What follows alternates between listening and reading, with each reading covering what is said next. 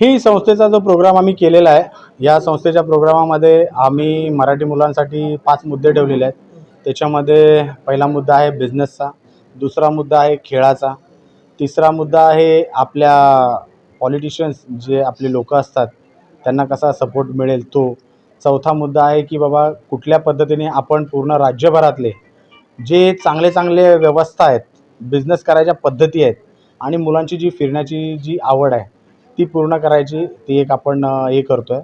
आणि पाचवा मुद्दा असा होता की वयस्कर लोकं जी आहेत ती आता थकलेली आहेत, पण त्यांच्या बुद्धीचा आपण वापर करू शकतो आणि तो वापर करून आपण कशा पद्धतीने आपली संस्था आणि आपल्या लोकांच्या उपयोगी पडू शकतो, हेच या आजच्या मीटिंगमधून सांगण्यात आलेलं आहे. ती मनामधली ती इच्छा ती लोकांची जागृत करणं खूप गरजेचं आहे.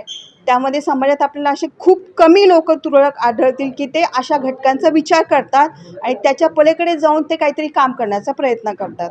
पण हे लोक फार कमी, यांची संख्या कशी वाढेल, आणखी समाजातल्या महिलांचं अज्ञान कसं दूर करता येईल, म्हणजे समाजामध्ये जे काही लोक वस्ती पातळीवर राहतात, जी मुलं आहेत, यूथ आहेत, त्यांचा विकास कसा करता येईल, त्यांच्यामधलं अज्ञान कसं दूर करता येईल, त्यांच्यामध्ये आपण बिझनेस कसा देऊन, व्यवसाय देऊन मुलांना घडवू शकतो, सगळ्या गोष्टींची खूप गरज आहे. त्यासाठी असे भक्कम सामाजिक कार्यकर्ते जे आहेत, आपण बघतो श्रीरंग सरवदे सर आहे, नितीन शिंदे सर आहे, अशा लोकांची गरज आहे समाजामध्ये आणि असे लोक घडली पाहिजेत.